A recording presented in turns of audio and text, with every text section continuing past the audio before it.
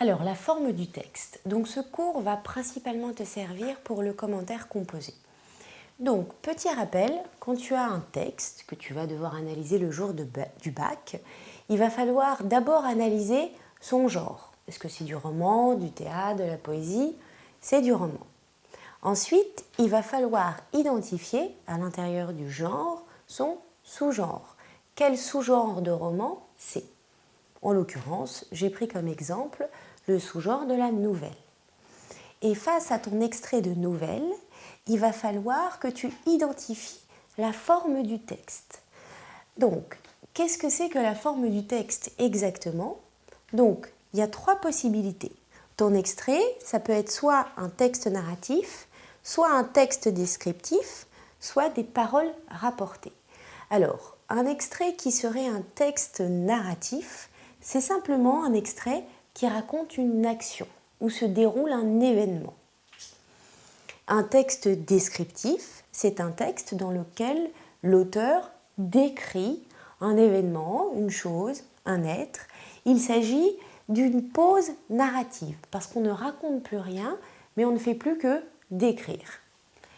Donc, si ce n'est pas un texte narratif ni un texte descriptif, c'est donc du discours. On va appeler ça les paroles rapportées.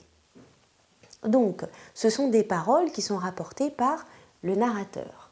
Le narrateur peut rapporter les paroles d'un personnage de trois manières. Soit il peut les rapporter directement, on va parler de discours direct.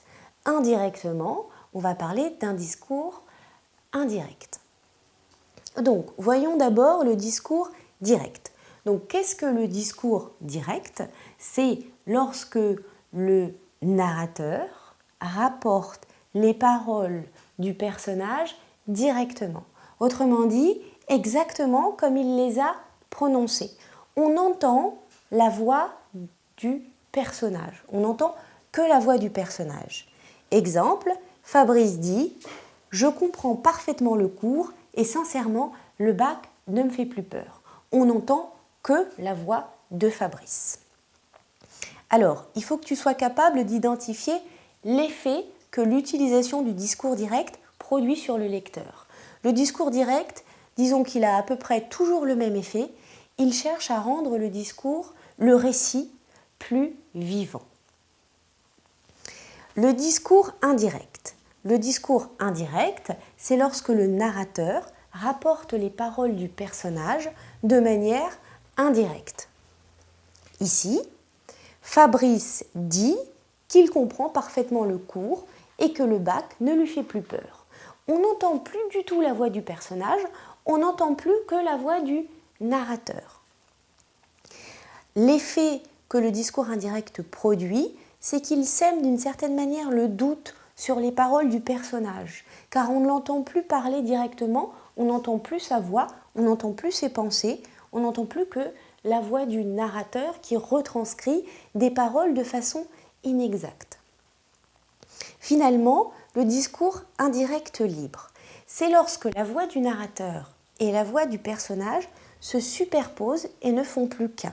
Autrement dit, dans le discours indirect libre, on entend en même temps la voix du personnage et celle du narrateur. Par exemple, ici, Fabrice comprenait parfaitement le cours. Le bac français, sincèrement, ne lui faisait plus peur. On voit bien que dans cette phrase, on entend la voix du narrateur, puisque ce n'est pas Fabrice qui parle directement, mais on entend aussi la voix de Fabrice, notamment dans les marques de subjectivité. Ici, dans le « sincèrement », on se rend bien compte de l'assurance de Fabrice derrière la voix du narrateur. Donc, l'effet que produit cette dernière forme de discours, c'est en fait comme si le lecteur était projeté directement dans la conscience du personnage.